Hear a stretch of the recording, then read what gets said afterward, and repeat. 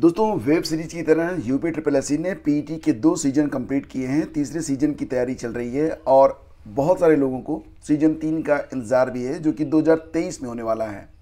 फिलहाल बात करें अगर सीजन 1 और सीजन 2 के बारे में, यानी कि यूपी ट्रिपल एससी पीईटी 2021 और 2022 के बारे में, तो एक बड़ी विडंबना जो इन परीक्षाओं के साथ जुड़ी रही वो ये रही कि बहुत सारे अभ्यर्थी, अब इसमें कोई कॉमन कट ऑफ है नहीं, यानी कि अगर आपने कितने भी अंक हासिल किए हों, जब कोई परीक्षा इससे संबंधित आती है यूपी ट्रिपल एससी जिसमें पीईटी का प्रयोग करता है, तो कोई भी अभ्यर्थी नॉट श्योर हो सकता है, बिल्कुल श्योर नहीं रहता है कि उसका जो चयन होगा वो मुख्य परीक्षा में होगा या नहीं होगा। यानी कि मुख्य परीक्षा के लिए जो मानदंड हैं उसमें वो बैठ पाएगा कि नहीं बैठ पाएगा, क्योंकि सीटों के 15 गुना। अब सीटें यहाँ पर फिक्स तो होती नहीं हैं, कुछ पदों में सीटें बहुत ज़्यादा होती हैं, तो वहाँ पर अभ्यर्थी जो होते हैं वो काफ़ी बड़ी संख्या में चुन लिए जाते हैं। लेकिन ज़्यादातर देखा जाए तो सीटों की संख्या जो होती है वो 1000-2000 के बीच में रहती है। ऐसी कंडीशन में 15 गुना ये बहुत कम संख्या होती है। पीटी की परीक्षा में जब 27 लाख अभ्यर्थी बैठते हों तो इसी से ये अनुमान लगाया जा सकता है कि अभी फ़िलहाल बेरोजगारी की स्थिति क्या है और कितने लोग जो है रोज़गार चाहते हैं। तो कभी कभी ये भी होता है कि एक परीक्षा में कोई अभ्यर्थी अच्छा प्रदर्शन नहीं कर पाता है, लेकिन ज़रूरी नहीं कि अगली बार वो ना कर पाए। तो इसी के मद्देनज़र जो स्टूडेंट हैं, जो छात्र हैं, अभ्यर्थी हैं, वो मांग कर रहे हैं कि यहाँ पर एक common cut off UP TET, CTET और अन्य परीक्षाओं की तरह होनी चाहिए। अगर कॉमन कट ऑफ रहेगी तो वो एक निश्चित अंक प्राप्त करने के बाद हर परीक्षा में बैठ पाएंगे। लेकिन ये जो इनकी मंशा है, इसके बारे में पिछले 2 सालों से कई बार अभ्यर्थियों ने ट्वीट किए हैं, अपनी बात आयोग तक पहुंचाई है और भी तमाम चीज़ें सामने रखने का प्रयास किया है, लेकिन अभी तक कोई खास सफलता नहीं मिली।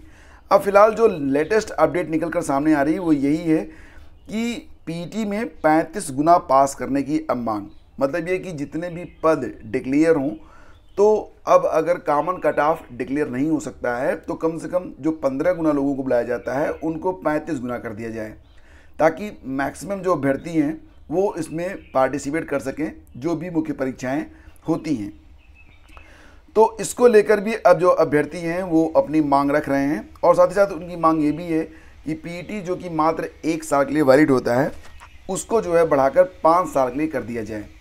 हालांकि अभी तक इस पर कोई ऑफिशियल डिक्लेरेशन तो नहीं आया, लेकिन यहाँ पर एक बहस जरूर छिड़ गई है, जो कि संबंधित विभाग, आयोग और सरकार तक भी इसकी बात पहुँचेगी ज़रूर।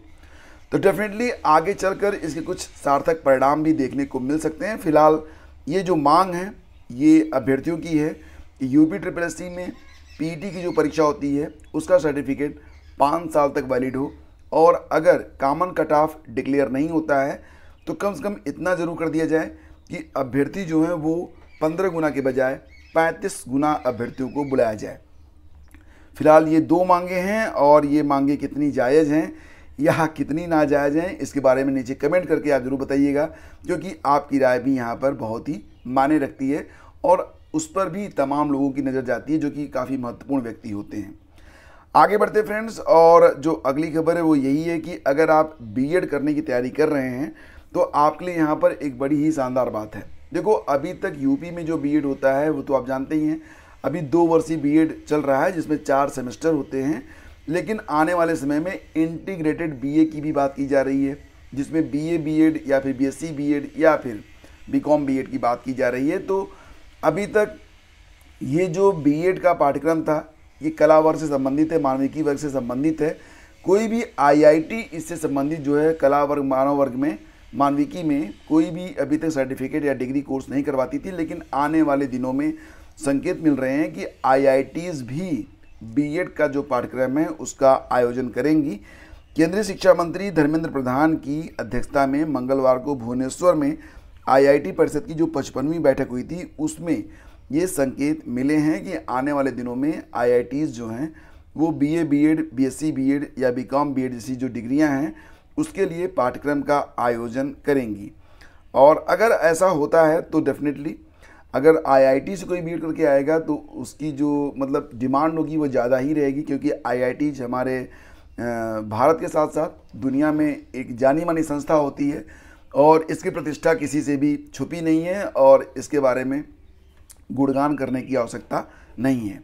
तो आने वाले दिनों में जो बीएड की पढ़ाई होगी वो आईआईटीज़ भी करवाएंगी। फिलहाल वर्तमान बीएड के बारे में बात करें तो बुंदेलखंड विश्वविद्यालय के द्वारा बीएड के लिए अभी आवेदन की प्रक्रिया चल रही है और 15 जून को इसकी प्रवेश परीक्षा होनी है। तो जो लोग अभी तक आवेदन नहीं किए हैं वो लोग जाके अभी आवेदन कर दें और 2 साल में अपना बीएड कंप्लीट कर लें और आने वाले जो शिक्षक भर्ती के संघर्ष होते हैं उसमें शामिल होकर अपनी योग्यता को साबित करें।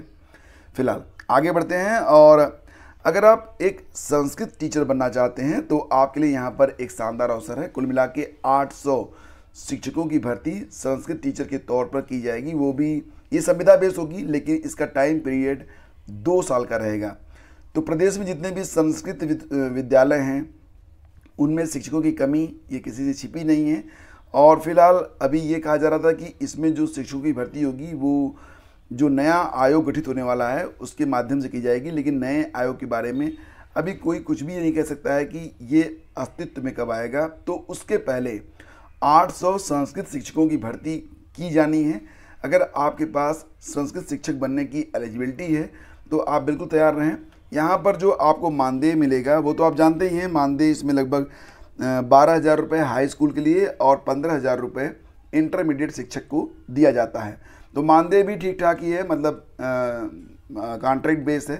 तो और 2 साल के लिए आपकी कम से कम नियुक्ति होगी या फिर जब तक अस्थायी शिक्षक नहीं आ जाते हैं। और वैसे भी जो शिक्षक इसमें एक बार एंट्री कर जाएंगे उनको भी वेटेज दिया जाएगा जब उनका अस्थायीकरण किया जाएगा या फिर जब अस्थायी शिक्षकों की नियुक्ति की जाएगी देन आफ्टर। तो फिलहाल यहाँ पर संस्कृत शिक्षक बनने के लिए आपके पास अवसर है और एक उम्मीद भी। अभी आवेदन की प्रक्रिया शुरू नहीं हुई है, जैसे शुरू होती है और जैसे भी होगी पूरी जानकारी आपको इसी चैनल पर मिलेगी। तो फिलहाल आप लोग चैनल को सब्सक्राइब कर लें ताकि जब भी ऐसी न्यूज़ कोई आती है हम आप तक पहुँचाएँ तो उसका नोटिफिकेशन सबसे पहले आपको ही मिल सके। और सीआरपीएफ भर्ती उम्र में 3 साल की छूट। तो अधिकतम उम्र सीमा को पार कर चुके देश भर के युवाओं को केंद्रीय रिजर्व पुलिस बल में नौकरी पाने का अवसर मिलेगा। दिल्ली उच्च न्यायालय ने केंद्र सरकार को सीआरपीएफ भर्ती में सिर्फ 1 साल के लिए 3 साल उम्र सीमा में छूट देने की बात कही है। बिकॉज ऑफ कोरोना 2018 से 2022 तक सीआरपीएफ में कोई भर्ती आई नहीं थी। तो अब जो वैकेंसी आई है तो उसमें ये अवसर ये कहा गया कि 3 साल तक के जो भर्ती ओवर एज हो रहे हैं उनको भी इसमें पार्टिसिपेट करने का मौका मिलना चाहिए। 25 अप्रैल लास्ट डेट है। सीआरपीएफ ने 15 मार्च को सिपाही जिसमें तकनीकी और ट्रेडमैन के पद हैं कि 9,212 पदों को भरने के लिए विज्ञापन जारी किया था। आवेदन की अंतिम तिथि 25 अप्रैल है। आवेदन करना चाहते हैं तो फटाफट जाके आवेदन कर दीजिए। 3 साल की उम्र सीमा में छूट भी मिल रही है तो डेफिनेटली आवेदकों की संख्या भी बढ़ने वाली है। तो फ्रेंड्स ये थी आज की न्यूज़ अपडेट। बाकी यूपीपीएससी की तैयारी कर रहे हैं तो इसके लिए PYQs यानी 2022 से लेकर 2018 तक के जितने भी प्रश्न पूछे गए थे उन प्रश्नों को अपडेट करके आपके चैनल IAS-PCS मोटिवेशन पर अपलोड किया जा रहा है। तो PYQs और बाकी जो तैयारी है उसकी जानकारी, साथ ही साथ आपकी GS और करंट अफेयर की जो क्लास है वो भी चल रही है। तो आप लोग IAS-PCS master class YouTube channel को अभी जाके सब्सक्राइब कर लें, लिंक वीडियो के डिस्क्रिप्शन में है। और अगर करंट अफेयर पढ़ना चाहते हैं तो करंट अफेयर के लिए आपको मास्टर PDF जिसमें अक्टूबर, नवंबर, दिसंबर, जनवरी, फरवरी, मार्च और अब अप्रैल भी आने वाला है तो वो भी बाद में मैं इंक्लूड कर दूंगा। फिलहाल अभी ये 6 महीने का जो करंट अफेयर का मास्टर PDF है इसको डाउनलोड करना चाहते हैं तो लिंक वीडियो के डिस्क्रिप्शन में है, जाकर डाउनलोड कर सकते हैं। तो फ्रेंड्स आज के वीडियो में बस इतना ही। मिलते हैं आपसे अगले वीडियो में। आज्ञा दीजिए। नमस्कार। जय हिंद।